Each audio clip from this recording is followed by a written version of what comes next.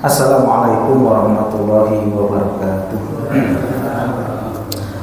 Alhamdulillah wassalatu wassalamu ala rasulillah la hawla wa la quwwata illa billah. Asyhadu an la ilaha illallah wahdahu la syarikalah wa asyhadu anna Muhammadan abduhu wa rasuluh la nabiyya wa la rasula ba'dah. Bapak Ibu rahimakumullah, jamaah salat Isya Masjid Karamah yang dimulakan Allah Subhanahu wa taala. Monggo kanthi nyingkat waktu kita wiwiti pengawasan telu menika kanthi wawasan basmalah sesaat. Bismillahirrahmanirrahim. Bapak Ibu rahimakumullah. Wonten dalu menika kita badhe bahas babakan sholatul janazah. Nggih, ataupun bab terkait dengan jenazah, mboten namung salat mawon, ananging bab terkait tentang kepengurusan jenazah. Bapak Ibu rahimakumullah, pilih yang namanya kematian itu adalah sesuatu yang pasti. Setiap jiwa yang hidup pasti akan mengalami kematian. Ngeten nggih? Setiap jiwa yang hidup pasti akan mengalami kematian, tidak terkecuali siapapun mereka, baik itu mereka para nabi ataupun kita sebagai manusia biasa. Dan kematian itu pada umumnya adalah sesuatu yang dibenci. Kematian itu sesuatu yang dibenci. Banyak orang ingin lari dari kematian. Tapi sekali lagi yang namanya kematian ya pasti tidak bisa ditunda-tunda. Wonten sebuah hadis riwayat Imam At-Tirmidzi saking sahabat Abu Hurairah radhiyallahu anhu, ketika Allah Subhanahu wa taala menciptakan Nabi Adam, kemudian ditampakkan anak cucu Adam, kemudian ada satu manusia yang dia bercahaya. Ditanya, siapa itu ya Allah, siapa itu? Nabi Adam bertanya kepada Allah, siapa itu? Itu adalah umatmu, Daud, Nabi Daud. Berapa umurnya? Umurnya 40 tahun. Kalau begitu tolong ditambah umurnya, ambilkan dari umurku. Maka kemudian umurnya Nabi Adam dikurangi, diberikan kepada Nabi Daud. Maka ketika Nabi Adam kemudian didatangi oleh malaikat maut, Nabi Adam mengatakan, bukankah umurku masih 40 tahun?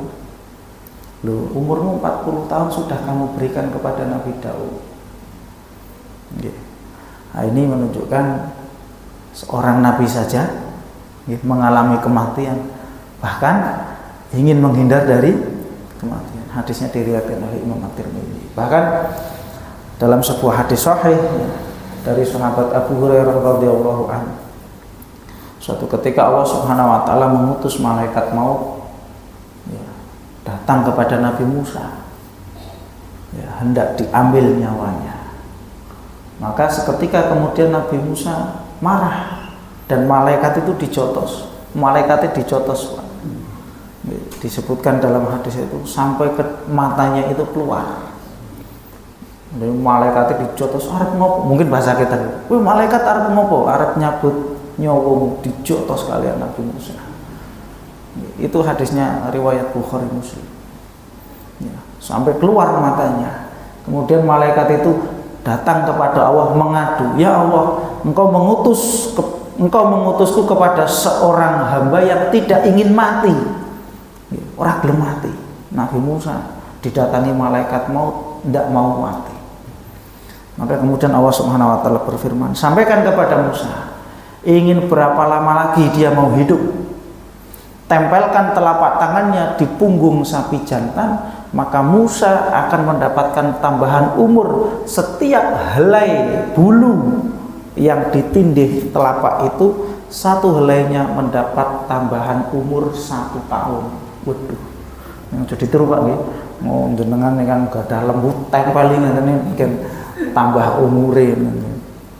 Maka kemudian ketika malaikat itu datang lagi kepada Nabi Musa, ternyata Nabi Musa, "Idzan al-an, oh nek ngono pancen jatahku wis entek. Kalau begitu ya sekarang waktunya. Jadi nalika wau diparani ngeten niku dijotos. Maka kemudian ketika malaikat itu datang lagi, kalau engkau ingin menambah tambahan umur, pengen ditambah umurnya, tempelkan tanganmu di atas punggung sapi jantan, engkau akan mendapatkan tambahan umur, setiap helainya tambahan 1 tahun. Idzan al-an, kalau demikian berarti sudah waktunya. Kemudian Nabi Musa meminta kepada Allah Subhanahu wa taala untuk diwafatkan di tempat suci, ya, di samping batu. Disebutkan dalam hadis riwayat Bukhari. Ini menunjukkan sekali lagi Bapak Ibu rahimakumullah, banyak sekali orang itu benci yang namanya kematian. Bahkan seorang nabi pun ya ingin menghindari kematian. Tapi kalau itu sudah menjadi ketetapan Allah Subhanahu wa taala, ya sudah. Alladzi khalaqal mauta wal hayata liyabluwakum ayyukum ahsanu amala. Dialah Allah yang menciptakan hidup dan mati, ya, agar mengetahui mana di antara kalian yang paling baik amalnya. Lah, alhamdulillah Bapak Ibu rahimakumullah, dalam Islam yang namanya kematian itu suatu kepastian. Yang kedua, ada hal-hal yang perlu diperhatikan terkait dengan yang namanya kematian. Dalam Islam ada tata cara khusus, ya. Dalam Islam ada tata cara khusus untuk bagaimana mengurus jenazah, ya, dari mulai kemudian memandikan sampai kemudian memakamkan, bahkan sebelum meninggal pun ada hal-hal yang perlu diperhatikan. Betul nggih? Itu dalam Islam. Nah, barangkali mungkin dalam keyakinan yang lain macam-macam, gitu. Ada orang yang mati dibakar, kremasi, dikremasi, dibakar. Kayak sing tukang bakar wong muslim.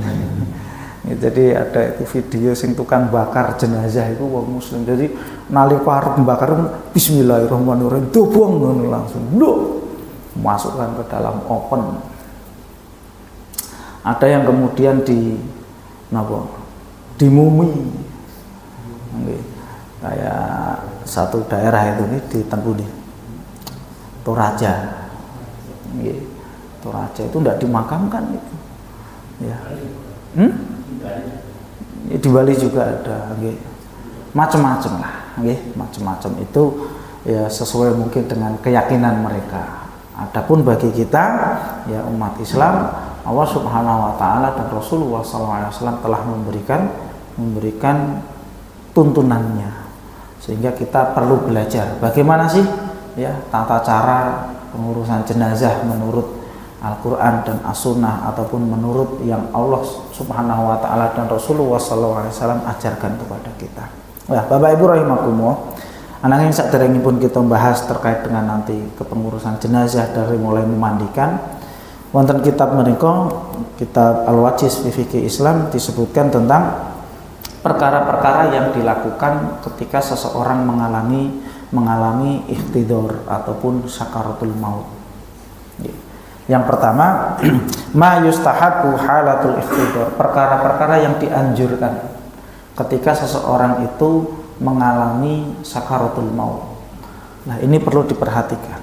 Barangkali nanti terjadi pada keluarga kita, sanak kerabat kita, maka kita ini hal-hal yang perlu diperhatikan ini.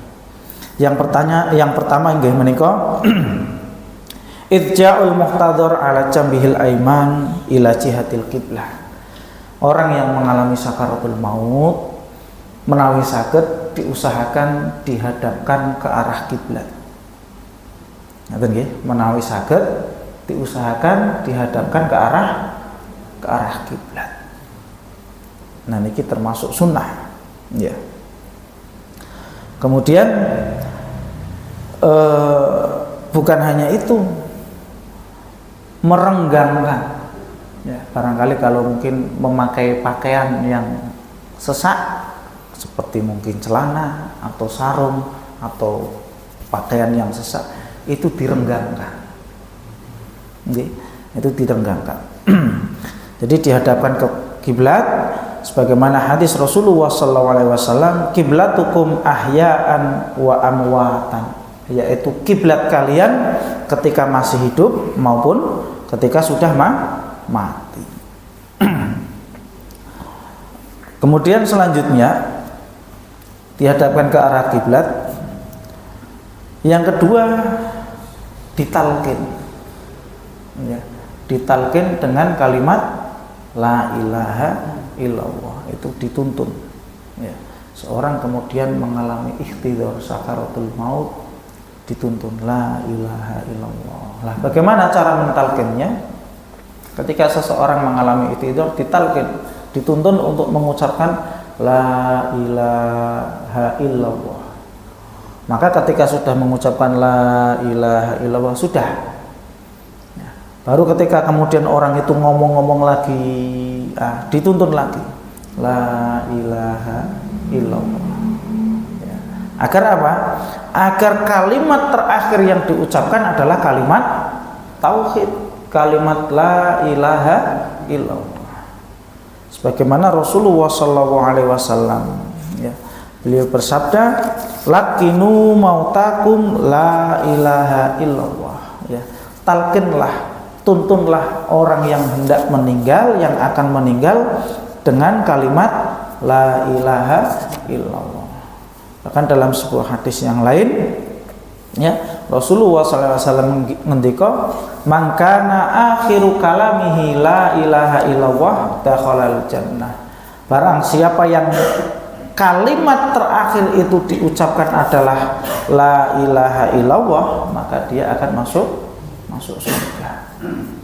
Maka ini penting, kalau kemudian ada saudara, sanak, kerabat, keluarga kita kok sudah ada tanda-tanda, ya, sudah ada tanda-tanda mau meninggal, jangan ditinggal, maksudnya jangan dibiarkan, ditunggu, ya, ditunggu sambil dituntun, sambil ditalkin la ilaha illallah.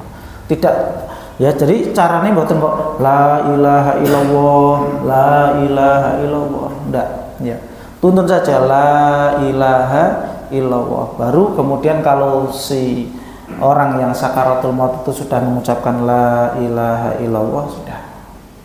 Nah nanti kalau kemudian orang itu kok ngomong lagi kemana-mana kelantur ngeten niku, nah mungkin ditalkin meneh la ilaha illallah, ya.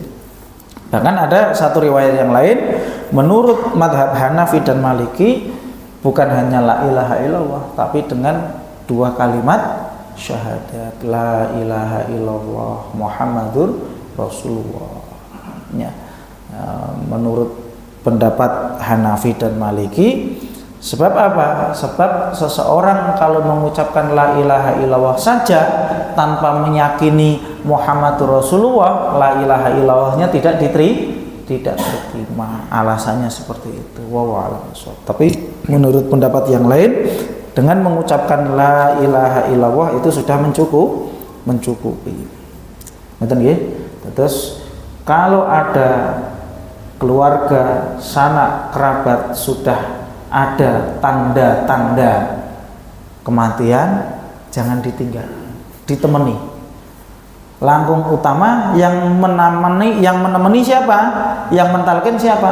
Adalah orang yang soleh di antara keluarga, sanak kerabat orang yang soleh. Nah ini penting. Selanjutnya qiraatul Quran indahu, dibacakan ayat Al-Quran. Yundabu fi ra'yil jumhur, ini menurut jumhur mayoritas ulama, dibacakan Al-Quran. Bahkan disebutkan di sini dibacakan surat Yasin. Ini apabila, ya, orang yang ikhtidar ini mengalami kesulitan. Nyuwun sewu, namanya ikhtidar niku kadang dirasakan berat oleh seseorang. Berat ikhtidar niku nyuwun sewu, di antara mati dan hidup, arep ngomong mati kok ya melaske. Jadi nyawa itu sudah hampir tenggorokan. Ning mboten mati-mati. Nah ini kan orang mengalami kesulitan. Ya. Maka kalau yang demikian menurut jumhur boleh dibacakan Al-Qur'an, bahkan surat Yasin. Ya. Rasulullah sallallahu alaihi wasallam beliau ngendika wonten setunggaling hadis, "Iqra'u ala mautikum Yasin." Ya, bacakan surat Yasin bagi orang yang akan meninggal. Agar apa? Agar ruhnya itu ya bisa cepat keluar. Wallahu alam, barangkali itu mungkin bisa berarti ruqyah juga. Ya. Karena enten Pak ya. Ini pernah ya terjadi suatu ketika ada seseorang niku menghubungi kula. Mas Rozi, niki mbae rencang kula niku pun istilahnya niku sudah berhari-hari niku kok mengalami kayak berat dalam sakaratul maut. Nyuwun tulung diruqyah karena sudah lama itu. Ya. Ya. Menurut cerita niku mbahnya itu punya jimat atau pegangan lah, sehingga ketika mengalami sakaratul maut itu berat. Nyuwun tulung diruqyah. Waduh. Lan iki kula menawi kula mboten saged ngruqyah, Pak. Ale kula minta sama beberapa santri ya, minta kepada beberapa santri untuk datang. Nah, kemudian diruqyah. Setelah diruqyah, besoknya itu orangnya nelpon, Pak. Assalamualaikum Ustaz. Alhamdulillah baik pun situ gitu. Terus nelpon niku ngabari alhamdulillah baik pun situ.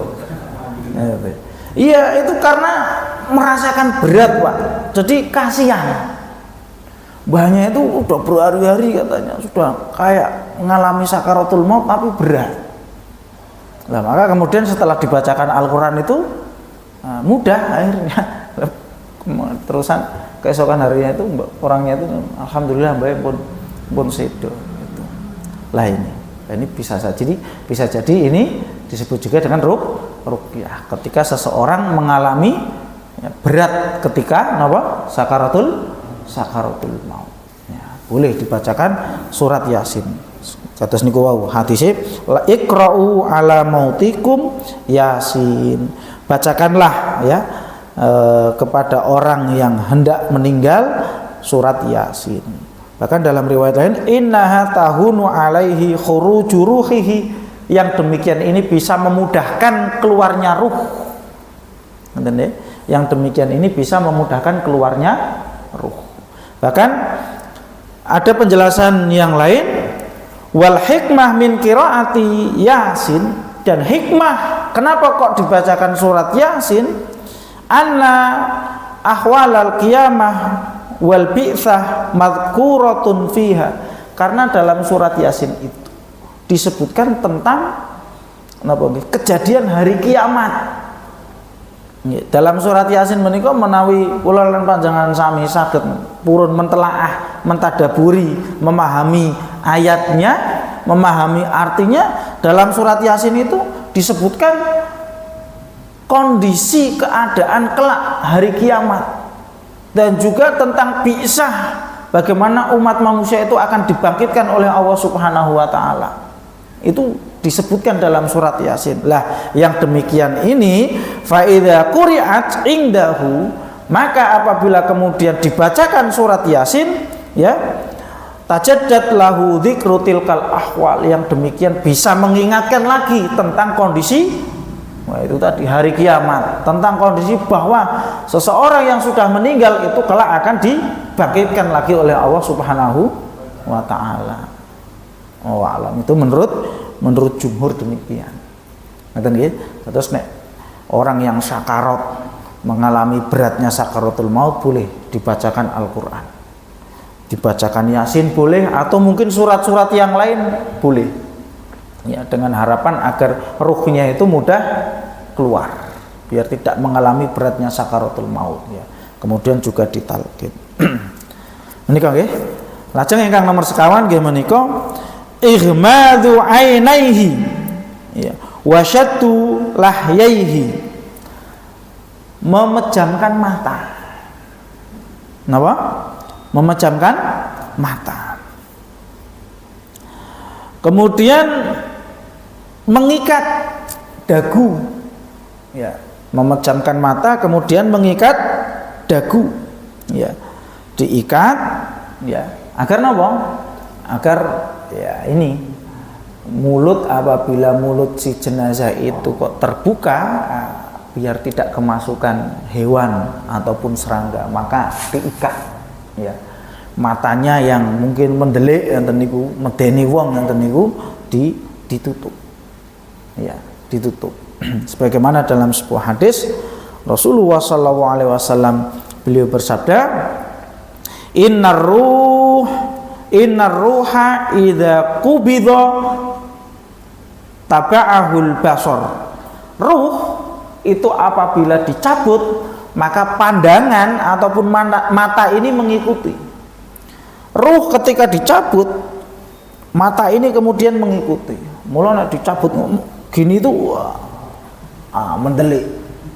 Ya, mendelik boten saged kedep mun sedo. Innar ruha idza qubidha, ya, tabi'ahul basar. Ya, ruh apabila dicabut, ini mata itu mengikuti. Sehingga kemudian ada beberapa orang meninggal itu kondisinya dengan mata melotot, mata yang mendelik. Maka yang demikian itu disunahkan untuk ditutup, ya. Nah, kemudian juga diikat, ya. Lah, kenapa sebab disebutkan, ya? Sebab karena seseorang itu tadi biar tidak kelihatan menakutkan, ya. Dan juga berdasarkan hadis Rasulullah tadi, maka ditutup dengan kemudian mendoakan si mayit dan juga diikat. Ya, setelah positif kok meninggal, ya, mata ditutup, kemudian dagu ini diikat, kemudian apa? Sendi-sendi pergelangan ini di apa namanya? Ya, diluruskan. Okay. Diluruskan, tangan ditaruh sebelah samping. Kajengin apa? Kajengin mengke ketika memandikanmu mudah. Okay. Nah, jadi nanti ketika seseorang itu sudah kok positif meninggal, ya, tangan ini ditaruh di samping. Jangan langsung disedekapkan, karena nek langsung disedekapkan nanti akan menyulitkan ketika memandikan wis kadung kaku. Nanti nggih, pun kadung kaku. Tapi taruh di samping. Di sini penjelasannya seperti itu, ya. Watalyinu asabihi, ya, merenggangkan, ya, sendi-sendinya, ya. Kemudian itu tadi wa tudha'u yadahu bijambaihi, tangannya itu diletakkan di sisinya agar nanti ketika memandikannya itu mudah. Kemudian dilepas, watun za'u anhu thiyabuhu, pakaiannya dilepas. Sampun napa nek mriki bisane Pak? Ketimbal nggih. Wonten nasa dalem Allah Subhanahu wa taala, nami sinten? Nggih. Zaman corona niku bendina Pak nggih. Wah, zaman corona niku kok beradzan siaran, bendinten ngeten. Jadi salate niku 6 waktu, jadi bar salat 5 waktu saya ketambahan salat jenazah. Masya Allah. Nah, itu menjadi pengingat bagi kita Pak. Mesti itu jenengan kemutan 2 tahun kepungkur niku, Masya Allah, tiap hari mesti ten pundi niku mesti enten siaran wong mati diumumkan. Nggih. An-na'yu la ba'sa indal jumhur bi i'lamin nasi bi mautil insan lis sholati alaihi wa tasyyi'ihi. Tidak apa-apa apabila ada seseorang meninggal kemudian diumumkan, agar harapan apa? Agar orang-orang itu nanti bisa datang untuk menyolatkan dan datang untuk takziah. Lah nek mboten diumumke nggih mboten ngertos. Ngoten nggih. Lah yang tidak boleh itu adalah an-na'yu na'yul jahiliyah. Ya. Ada disebut na'yul jahiliyah, mengumumkan pengumuman yang dilarang. Pramila enten sok-sok enten sing ora oleh diumumke ning masjid ngoten nggih. Enggak boleh, enggak apa-apa. Yang tidak boleh itu adalah mengumumkan an-na'yul jahiliyah. Na'yul jahiliyah niku napa? Menurut Imam An-Nawawi, na'yul jahiliyah terus riyen orang-orang jahiliyah itu apabila ada orang meninggal itu diumumkan dengan menyebut kebaikan-kebaikan. Telah meninggal si fulan, Masya Allah, si fulan itu orangnya baik, si fulan itu memiliki jasa yang besar, beliau adalah orang yang sangat disebutkan, ya. Nah, sehingga sok-sok menimbulkan kesombongan pada pihak keluarga. Orang sedih ning malah wah, karena merasa bangga. Lah ini yang tidak diperbolehkan. Itu namanya na'yul jahiliyah. Ya. Adapun mengumumkan dengan tujuan orang-orang agar bisa kemudian datang, nah itu yang demikian tidak apa-apa, malah sunnah. Ya. Nah sekarang yang mudah ya masjid tempatnya, sing enten toa enten speaker nggih ten masjid. Ya. Jadi masjid itu memang tempat untuk iklan, memberitahukan informasi kepada warga. Maka yang demikian tidak apa-apa. Lah yang tidak diperbolehkan itu tadi mengumumkan dengan, bahkan nek wonten mriki disebutkan, Pak. Yang disebut nih an-na'yul jahiliyah, ya, disebutkan ngeten. Kanu idza tufiya ahadun raqibar rajulu ad-dabata tsumma shahafin nas. Dulu kalau ada orang meninggal itu kemudian ada orang naik kuda keliling kampung, wah si fulan meninggal, si fulan meninggal. Itu tadi sambil naik kuda keliling kampung, ya, sambil bengok-bengok, si fulan telah meninggal, si fulan telah meninggal, dengan menyebutkan kebaikan-kebaikannya itu tadi. Nah ini yang disebut na'yul jahiliyah. Yang demikian tidak diperbolehkan. Ya sudah, cukup diumumkan si fulan meninggal jam sekian, akan dimakamkan jam sekian, ya. Pihak keluarga ataupun sahibul musibah siapa, ya, maka yang demikian tidak apa-apa. Niku nggih, itu namanya an-na'yu, ya. Na'yu itu mengumumkan. Sebagaimana dalam sebuah riwayat, anna Rasulullah sallallahu alaihi wasallam na'ali ashabihi an-Najasyi fil yaumil ladzi mata fihi. Suatu ketika Raja Najasyi itu orang, kalau Najasyi itu, Raja Najasyi itu menurut sirah Nabawiyah itu orang Habasyah, ya. Raja Habasyah itu namanya Raja Najasyi. Kalau sekarang itu Habasyah itu Ethiopia, ada di Afrika. Rasulullah mendengar kabar kalau Raja Najasyi itu meninggal. Raja Najasyi itu ketika itu ya Nasrani, ahlul kitab, tapi dia beriman kepada Rasulullah SAW. Maka kemudian kematian beliau Raja Najasyi diumumkan oleh Rasulullah, wahai para sahabat, Raja Najasyi meninggal.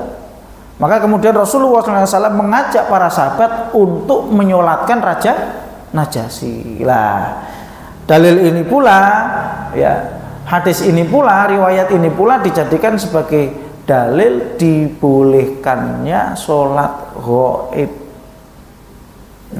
Raja Najasyi meninggal di Afrika, di Habasyah. Rasulullah berada di Arab. Ya, ketika Rasulullah mendengarkan kabar bahwa Raja Najasyi ini meninggal, beliau menyolatkan. Nah, ini boleh, riwayat ini menunjukkan bolehnya kenapa? Menyolatkan sholat ghaib. Misal gadah sederek wonten luar pulau, luar negeri, tebih mriku dikabari iki sudah meninggal. Lajeng kita mboten saged mriku, mboten saged takziah mriku, maka kemudian boleh kita menyolatkan dari sini. Ya, boleh kita mendoakan dari sini. Menika nggih. Terus menika ingkang nomor gangsal an-na'yu. Na'yu itu berarti mengumumkan kematian. Lajeng ingkang nomor 6 al-isra'u bit tajhiz, mempercepat proses pengurusan jenazah. Sudah meninggal, Positif, segera dipercepat, segera dimandikan, bagi tugas. Siapa? Hubungi tukang gali kubur. Ya, siapa? Hubungi orang yang memandikan, hubungi orang yang mengkafani, segera diproses. Ya, segera untuk dimakamkan. Ya.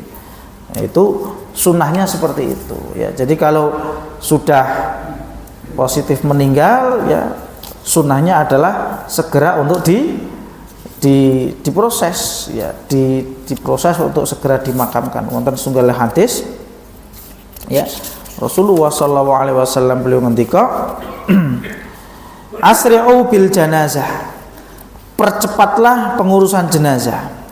Fa in taku sholihatan fa khairun tuqaddimunaha, jika yang meninggal itu adalah orang soleh, jika yang meninggal itu adalah orang baik, maka akan jadi kebaikan baginya jika kalian percepat. Orang yang soleh yang meninggal itu apabila segera diproses penguburannya, maka yang demikian ini akan memberikan kebaikan bagi si jenazah. Wa iyyaku siwadzalik, akan tetapi jika orang yang meninggal itu bukan yang demikian, maksudnya adalah bukan orang yang soleh, ya, fasyarru tadhaunahu an riqabikum, maka keburukan lebih cepat hilang dari pundak kalian. Nah, ini hadis riwayat Bukhari dan Muslim, maka disegerakan, ya, termasuk biar tidak jenazah itu mengalami nopo nggih. Nek lama-lama nih kan khawatir nanti membusuk dan lain sebagainya. Ya. Maka ya menawi saged nggih, menawi saged kalau meninggal ya sudah segera. Adapun sanak kerabat yang jauh mungkin ya cukup dikabari. Menawi ajeng nek ndak ada wasiat, nek ndak ada pesan khusus, ya maka segera diurus. Ya. Ini sunahnya seperti itu. Ya. Yustahabul isra' fit tajhiz, dianjurkan untuk menyegerakan proses penguburan. Wa qadha'ud duyun, nah ini penting. Dan juga qadha'ud duyun, menunaikan ataupun melunasi hutang apabila orang yang meninggal ini memiliki hutang. Maka ini nanti keluarga perlu tahu ini. Bapak nalika sehat niku nggadahi utang napa mboten? Utang kali sinten? Ampun kok orang tua meninggal bar ngono warisane bagi-bagi semisal. Mun dibagi-bagi kayak ngono eneng wong nagih utang. Lah terus mbayare nganggo duwite sapa? Wong duwite wis dibagi-bagi kanggo ahli waris. Maka bagaimana nek orang meninggal itu dicari dulu informasi niki nggak ada utang napa mboten? Nek punya hutang bayarkan hutang. Kalau masih ada sisa baru kemudian dibagi kepada ahli waris. Jangan bagi-bagi dulu bar ngono mengke enten sing nagih lha niki nalika gesang niku bapak niku nggak ada utang. Waduh. Lah kok ndek utang tibane lah terus mosok bayarnya nganggo duit kutok. Nah, nanti sosok nanti akan terjadi keributan ini antar ahli waris. Nah, maka qadha'ud duyun ini didahulukan, disegerakan. Ya. Atau si mayit orang yang meninggal ini punya wasiat napa mboten? Menawi enten wasiat segera ditunaikan. Kalau wasiat itu wasiat yang baik, wasiat yang tidak menyelisihi syariat. Bapak niki nate wasiat. Bapak mungkin nek sedo niku wasiat ken napa semisal mungkin ngasih bantuan ke masjid, ngasih bantuan kemana. Nah, maka wasiat itu ditunaikan. Baru kemudian ketika ada sisa dibagikan kepada ahli waris. Dan menunaikan wasiat, kalau wasiat itu wasiat yang sesuai dengan syariat itu hukumnya wajib. Ya, bayarkan hutang hukumnya wajib, menunaikan wasiat juga hukumnya wajib selama wasiat itu tidak menyelisihi syariat. Niku nggih, mula penting. Penting niki, penting napa? Nggih. Sakniki iki jare wong kok nek ora utang iku kok ora eneng senine. Jadi ngeten niku ya. Bener napa mboten, Pak? Urip kok ora utang niku ora eneng senine. Terus sehingga hutang itu koyo dadi kebiasaan atau apa. Bahkan diiklankan, ya, diiklanke utang. Jenengan nek buka HP, wah iklannya ken utang duit ini. Nah, maka penting catatan hutang ini penting. Dan nanti kan sepuh-sepuh ya tidak harus yang sepuh-sepuh ya, termasuk saya, termasuk semua. Namanya kematian itu kan kita tidak tahu kapan waktunya. Maka penting kita punya buku catatan hutang. Sunai ngeten niku jenengan utang kula utang langsung ditulis dinten niki kula nggak ada utang kalian sinten ditulis pinten. Agar apa? Agar nanti ketika kita meninggal, keluarga kita itu ada yang tahu, dulu bapak ini punya hutang niki kalian niki. Napa bener Bu Rien? Bapak niki nggak ada hutang kalian jenengan. Oh nggih bener. Menawi pihak yang dihutangi itu mengikhlaskan, alhamdulillah. Kalau tidak ya ditunaikan. Oh nggih pun mengke menawi kula enten rezeki nggih utange bapak kula sahur. Penting nggih niki penting. Agar apa? Agar tidak memberatkan kita kelak pada hari kiamat. Ya. Karena dalam sebuah riwayat itu ya seseorang itu ya tergadaikan dengan hutangnya. Ya. Si mayit si jenazah ini tergadaikan dengan hutangnya sampai hutangnya itu dilunasi. Ngabot-ngaboti hutang niku, Pak. Wong dalam sebuah riwayat saja disebutkan seorang mujahid fisabilillah saja tidak bisa masuk surga dikarenakan hutangnya. Apa meneh awake dhewe sing mboten jihad nih. Nah, ini penting ya. Yang punya hutang beritahukan kepada pihak keluarga agar apa? Agar kelak nanti ketika kita ya kok meninggal ada ya catatan-catatan hutang sehingga kewajiban-kewajiban yang harus ditunaikan ini ya bisa ditunaikan oleh siapa? Keluarga. Wa a'lam bishawab nikah Bapak Ibu rahimakumullah nggih tetes perkara-perkara yang dianjurkan ketika sakaratul maut ada 6 nggih. Yang sepindah idja'ul muhtadhar ya si orang yang sakaratul maut itu dihadapkan ke arah kiblat nggih. Kemudian direnggangkan kalau ada pakaian atau celana atau apa itu dibuka ya biar longgar. Ngoten niku nggih. Kemudian yang kedua adalah ditalkin dengan kalimat la ilaha illallah. Kemudian yang ketiga qiraatul Quran indahu dibacakan Al-Quran. Kemudian yang keempat adalah ikhmadu ainaihi ditutup matanya kemudian diikat dagunya biar tidak kemasukan serangga. Kemudian nomor 5 adalah anakyu disiarkan. Kemudian yang keenam adalah al-isra'u bitajhiz mempercepat proses penguburan jenazah. Insya Allah pada pertemuan yang akan datang kita akan masuk pada pembahasan hak-hak mayit ya, hukukul mayit, memandikan jenazah, mengkafani, menyolati dan mengkuburkan. Insya Allah. Wa a'lam bishawab. Makaten Bapak Ibu rahimakumullah yang sakit kelatarakan wonten pengawasan dalu menika mudah-mudahan memberikan manfaat pelajaran khususipun kagem kula lan kagem jamaah sedaya. Monggo kita tutup kanthi wawasan hamdalah lan doa kafaratul majlis. Alhamdulillahirabbil alamin subhanakallahumma rabbana wa bihamdika asyhadu alla ilaha illa anta astaghfiruka wa atubu ilaik. Billahi taufiq wal hidayah. Assalamualaikum warahmatullahi wabarakatuh.